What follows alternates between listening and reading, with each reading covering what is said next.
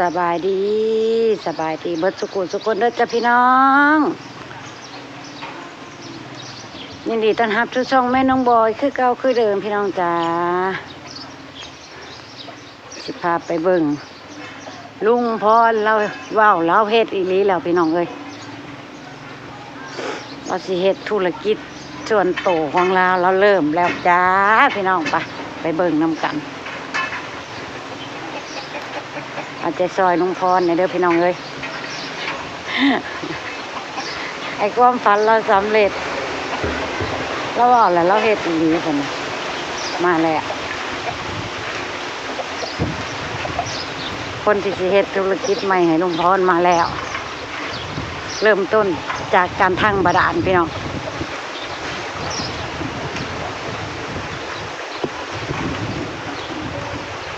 รถทางบาดาลมาแล้วลุงพรเอาจริงแล้วจ้าพี่น้อง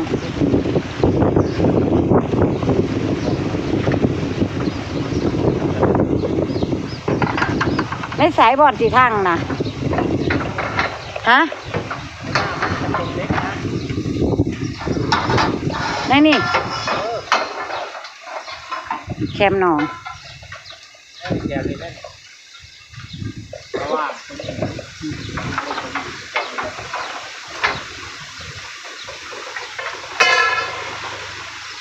ลุงพรสิเฮ็ดหยังว่าฮะจุน่ะ จุน่ะสวัสดีค่ะสวัสดีค่ะป้าลุงสวัสดีลูกสบายดีดูสบายดีได้กินนมได้ได้กินนมได้สบายดีเป็นสิล้อมอยู่ข้างน้องแล้วเพิ่นก็สิพักน้ำไว้ในน้องแล้วค่อยเอาลงไปใส่เครื่องปลูกของฟังเพิ่นพี่น้องแผนการของลุงพรเริ่มแล้วแผนการลุงพรเริ่มแล้วโครงการเนี้ยโครงการ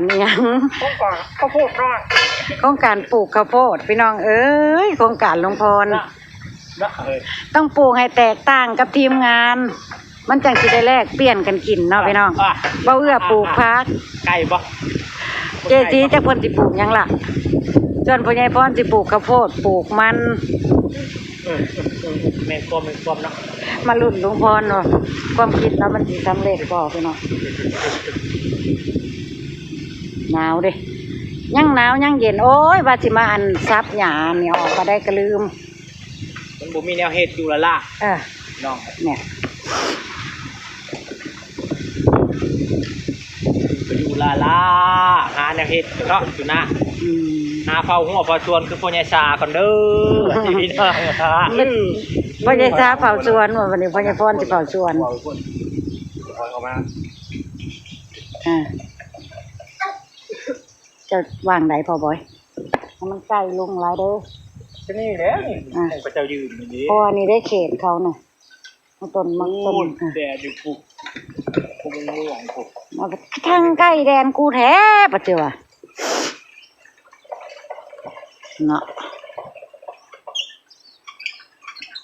จัดแต้งไว้แล้วยังไปกินข้าวบ่น้ำ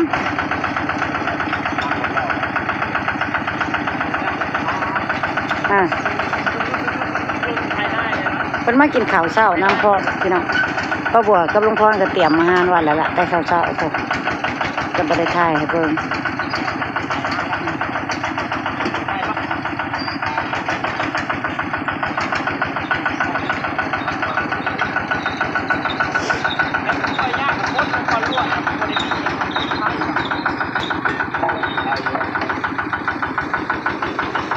ไปจุน่าปะ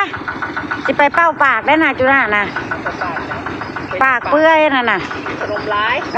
มาหาป้าบัวร้ายกินขนมร้ายเปื่อยบ่ลูกปากเปื่อยแล้วร้านสาวก่อยป้าบัวขนมให้กินดูบ่แม่นยุโดยจะว่าจังยิ้มไขมานะไขมานะเด้อดิเด้อดิเด้อดึงเด้อดิเด้อดึงเนี่ยลำน้องก็แห้งเลยพี่น้องเลยพอดีแล้วนี่กับตื่มน้ำมันเต็มน้องจักแล้วบ่ได้เบิ่งจักเถื่อ บ่ได้เบิ่งกบเบิ่งเขียด หน้ามันโตติ้มติ้ม จุน่าก็มาปลูกน้ำลุงพรพี่ปลูกอยู่ให้นะเพื่อแล้วเราก็สิแซมหัวแซมหาวแล้วก็มาปลูกเนาะปลูกผักปลูกหญ้าไว้กินอยู่ในเฮือนก็ไว้ปล่อยงูจักเพิ่นเบิ่งอีหยังฮะ แบบหน้า เอามันไหมให้แม่มันเอาไปเป้าปากก่อนมันจะนอนเลยนะ ไปจักแล้วไปเป่าปากไปไปอย่างเดียว อย่างเดียว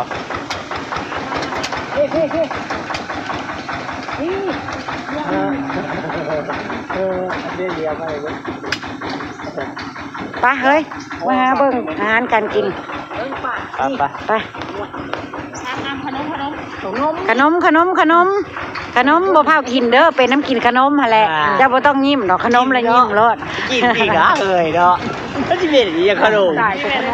เนี่ย มันเป็นน้ำเจ้ากินขนมหลายหั่นล่ะนะ แม่นอลี ไป เจ็บปาก ผลอาหารไว้ให้ทีมงานทางสารทางบาดาลกินกะลุงพรเราต้มไก่ตี้เพิ่นได้พี่น้องเอ้ยพวกนี้พวกเต็มหม้อบักใหญ่หนึง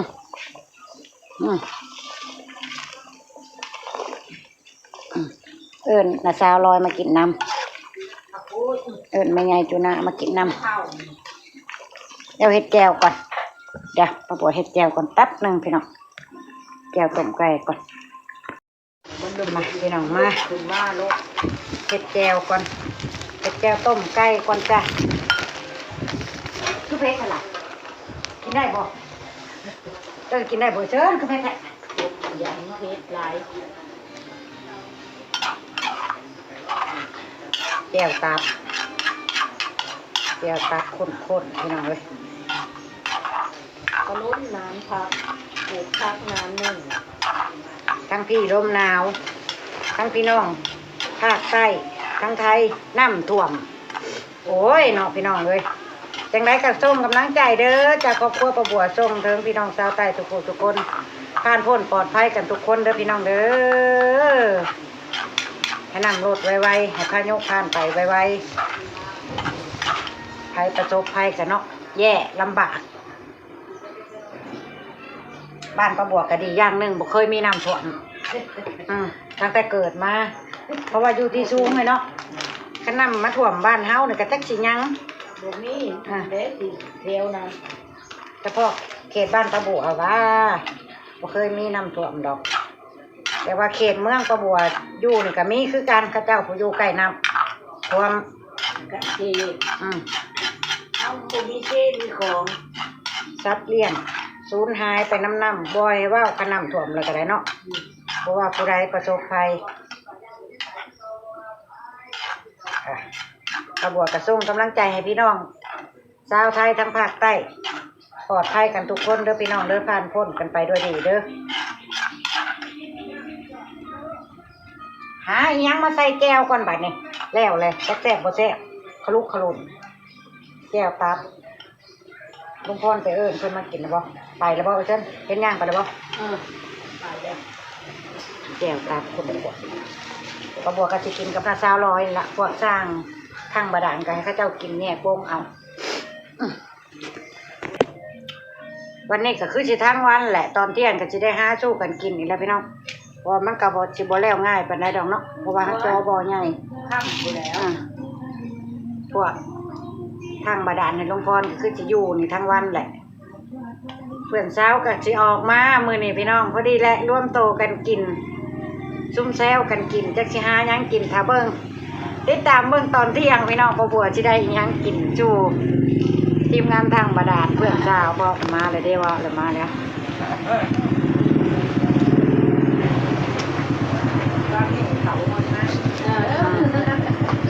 หน้าเขาตายกูลูกตรงนั้นหน้า เปิดเป๊ะโอ้ยบ่ให้เมา เรียกว่าเมื่อวานในห้องใส่น้ำลังเก่งๆอีกว่าโอ้ยมันเท่าละไปโลดรีบ มาแล้วเสียงแว่ๆมาแล้ว จงเทียมมาก่อนโลดอยากมาแต่วานเนี่ยบ่ได้มา แต่มือซื้อ หายเจ๊เจี๊ยบแวะเอาก็ว่าบ่มาว่าจังว่ามันเป็นไม่ได้ เลยเนาะมันตั้งแล้วก็บ่มาแล้วเลย ว่าสิเลี้ยงกุ้งเพิ่นจักหน่อยเพิ่นก็บ่มาหาถ้วยมาหาบ่อย อันเบิ้ล ตักต้ม เบิ้ลแล้วกูบ่อย เหลือเท่านั้นเลยน่ะ โอ้ยยังมันเท่อมอันนี้เรื่องแต่เองก็ลืมเอา ก็บ่เอามาปิ้งเคยหมอนี่ ฮะ ปิ้งแล้วมันเหิม หมดเรื่องจะเอามาก ล้วยปิ้งเนาะพี่น้องแซ่บเด้อ มันอันนั้นหลายเลยได้มันนั่นเริ่มสิสุกหลายเลยหลายคือว่าแล้วมันเห็นบ่ลายหวีดอก เดี๋ยวเนาะมาถ้วยมาตักต้ม เฮาน่ะคันมันบ่ แดงชูไม่เท่ากิน เพิ่มจำนึ่งเลย คันบ่เฮิ่มเลยฮะบ่บะ แดง นี่ อยู่นี่ แล้ ไม่ ว เท่า นี่นะไม่ได้กินเนาะกล้วยกูมุกนี่ บักลงมาก็บ่ได้ค่อยว่าสิได้กินดอกเฮาก็ มันบริปลูก มื้อหน้าเอาให้หมอน่ะ2หวีหังพันแล้วมันหักพัน จะเก้าพ่อได้กินอันโฟโล่ขึ้นมา ตักต้มไก่ฮ้อนๆนี่ละสดแก้หนาวพี่น้อง เขียวเครือหนึ่ง เฮานี่ก็ มันกกน้อยเฮ้ย เฮาน่ะก็เขาเอามาเขาในรำปากลง ต้มไก่ อันว่าแต่มันได้ ต้มไก่ตีลุงพรอีกแล้วพี่น้องเอ้ย ยังจังว่าจังอีกยัง มั เนาะ นแหละมันแหละต้นบ่ใหญ่มันละบ่หลายคือนี่เด้ สร้างเพิ่น เพราะว่ากล้วย สร้างเพิ่นมาจังแป้งให้เพิ่นกิน ต้น ส่วนชุมเฮากินก้อนโลดสดมันฮอด มันคอยวัดดีซัก เอาไปแก้วถ้วยหนึงห้ามบ่อย เนาะได้ไปแล้วลง น้องบิ๊ก นี่แต่ตื้อ กินแล้วจ้าป้าบัวพัดข้าวพัดอีกให้น้องบิ๊กกินยาแต่เช้าเลยเมื่อคืนนี่อ้ายเฝ้าทั้งคืนน้องบิ๊กก็ได้พี่น้องเอ้ย บนหาเต่า จักเป็นอีหยังเอาโลดทุรนทุรายแบบมันบ่เป็นตาอยู่หั่นเด้ บริต้มพมบ่ สามปีอยู่ได้น้ำโฮมหั่นแล้ว เรื่อยๆน้ำคอนมันว่าบอกให้ละโฮมไปเรื่อยๆ อยู่ได้น้ำโฮมเฮ้ย ได้กินยาดอกมันว่ากินยามันก็บ่เศร้ามัน เอา ว่า มาเอาไปกินน้ำกันไปเลย อันนี้จงไว้ให้พวกจ้างเพิ่น ยังมันเจ็บหัว มันไข่วัดสายพันธุ์ใหม่ ไอ้แปลว่ามันสิว่ากันโควิดนะแต่มันถ้าบอกว่าโควิดเดี๋ยวนี้เขาว่ามันไข่ เอาบ่วงใส่สู้ไม่เท่ากินปะไปพี่น้องไปกินข้าวน้ำกันจ้ะ มาเลยหลักไล่เลยเนาะพี่น้องเอ้ยเสียงแว่งๆทั้งหมดได้มาพอดแต่เฮิง กินหลักไล่หยังคือฮอดทันทีเนาะเนาะพี่น้องเนาะมาพี่น้องต้มไก่บ้านฮ้อนๆกินกันสดกันแก้หนาวเลยจ้ะ ต้องกินผู้เดียวเนาะ เอานะสาวร้อยมากินน้ำจ้ะน้องสาวแม่ปะบัว